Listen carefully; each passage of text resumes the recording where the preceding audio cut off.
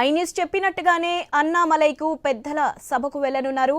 అతనిని రాజ్యసభకు పంపుతోంది బీజేపీ అధిష్టానం. ప్రస్తుతం ఏపీలో రాజ్యసభ ఉప ఎన్నికకు కేంద్రం ఎన్నికల సంఘం షెడ్యూల్ ఇచ్చింది. విజయసాయిరెడ్డి రాజీనామా చేయడంతో ఈ ఖాళీని భర్తీ చేస్తోంది ఈసీ. ఈ నెల 29 వరకు నామినేషన్ల దాఖలు గడువు ఉంది. ఏపీలో కూటమి ప్రభుత్వానికి సంఖ్యాబలం ఉండటంతో ఈ ఒక్క సీటు కూటమి ఖాతాలోకే వెళ్తోంది.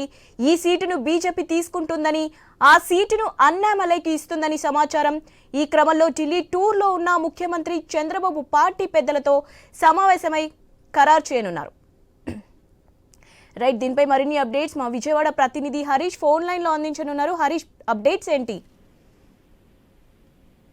రాజ్యసభ స్థానానికి సంబంధించినంత వరకు కూడా విజయసాయిరెడ్డి రాజీనామా తర్వాత పరిణామాలన్నీ కూడా ఆసక్తికరంగా మారాయి. ఎందుకంటే ఈ స్థానాన్ని బీజేపీకి సంబంధించినటువంటి నాయకత్వం తీసుకుంటుంది అనేటువంటి ఒక ప్రచారం మొదటి నుంచి జరుగుతుంది. అనుకున్నట్టుగానే ఇప్పుడు ఈ రెండు పేర్లు కూడా బయటకు వచ్చినటువంటి సిచ్యువేషన్ ఉంది. ఎంపీ రాజ్యసభ స్థానానికి సాయిరెడ్డి రాజీనామా తర్వాత అన్నామలై లేదంటే కేంద్ర మంత్రిగా పనిచేసినటువంటి స్మృతి ఇరానీకి ఇచ్చేటువంటి అవకాశం ఉందన్నటువంటి ఒక ప్రచారం కూడా జరుగుతుంది. ఢిల్లీ సెక్టార్స్ లో జరుగుతున్నటువంటి ప్రచారం మేరకు రాజ్యసభ స్థానానికి సంబంధించినటువంటి అంశం పైన అన్నామలై, ఎందుకంటే తమిళనాడులో కూడా ఇప్పటికే కూటమి ప్రభుత్వం జతకట్టినటువంటి నేపథ్యంలో తమిళనాడు నుంచి అన్నామలై లేదంటే ఢిల్లీ కేంద్రంగా మాజీ కేంద్ర మంత్రిగా పనిచేసినటువంటి మహిళా అభ్యర్థిగా ఉన్నటువంటి ఆ మహిళకి సీట్ కేటాయించడం, ఇది రెండు కూడా ప్రజెంట్ ఆసక్తికరంగా మారినటువంటి పరిస్థితి ఉంది. స్మృతి ఇరానీ మహిళా కోటాలను అధికమైనటువంటి మొదటి స్థానంలో ఉన్నప్పటికీ కూడా రెండవ స్థానానికి సంబంధించి అన్నామలై ఇప్పుడు తమిళనాడు రాజకీయం అంతా కూడా కూటమి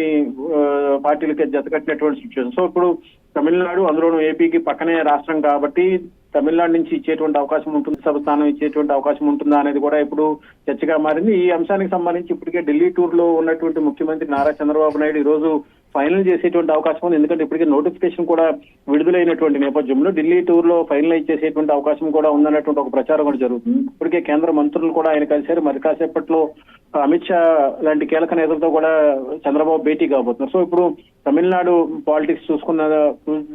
పాలిటిక్స్ కి ఉన్నటువంటి పరిస్థితులు, ఢిల్లీ కోటలో ఉన్నటువంటి సిచ్యువేషన్స్ కి సంబంధించినటువంటి అంశాలు, అదేవిధంగా మహిళా కోటాకి సంబంధించినటువంటి అంశాలు, ఒక ఫైర్ బ్రాండ్ గా కూడా స్మృతి ఇరానీకి బీజేపీలో పేరు ఉన్నటువంటి సిచ్యువేషన్ ఉంది. సో ఆమెకి మహిళా కోటాలో ఒక ఫైర్ బ్రాండ్ గా బీజేపీకి సంబంధించినటువంటి నాయకత్వానికి దగ్గర ఉన్నటువంటి వ్యక్తిగా స్మృతి ఇరానీకి పేరు ఉంది. సో ఆ ఈక్వేషన్స్ లో చూసుకుంటే కనుక ఢిల్లీ సెక్టార్స్ లో చూసుకుంటే కనుక స్మృతి ఇరానీ మహిళా కోటాలో కూడా ఆమెకు ప్రాధాన్యత ఉంది. ఇక తమిళనాడుకు సంబంధించి అన్నామలై, ఎందుకంటే కూటమి పార్టీలో తమిళనాడులో కూడా జత కట్టినటువంటి సిచ్యువేషన్ ఉంది. వాటిని బలోపేతం చేసుకోవాలంటే కనుక రాబోయేటువంటి రోజుల్లో రాజకీయం మరింత దూకుడుగా ఉండాల్సినటువంటి సిచ్యువేషన్ ఉంటుంది. బీజేపీకి సంబంధించినటువంటి మార్క్ ఉండాల్సినటువంటి పరిస్థితి ఉంది. సో ఆ యాంగిల్లో చూసుకుంటే కనుక అన్నామలైకు అవకాశం దక్కేటువంటి సిచ్యువేషన్ కూడా కనిపిస్తుంది. ఈ రెండు అంశాలకు సంబంధించినంత వరకు కూడా ఇప్పటికే ఫైనలైజ్ చేయాల్సినటువంటి బాధ్యత కూటమికి సంబంధించినటువంటి పార్టీలతో ఉంది. సో ఈ ఈక్వేషన్ లో తమిళనాడు రాజకీయం, అదేవిధంగా ఢిల్లీ రాజకీయం వయా ఏపీ రాజకీయం అన్నట్టుగా సిచ్యువేషన్ ఉంది. ఏపీకి సంబంధించినటువంటి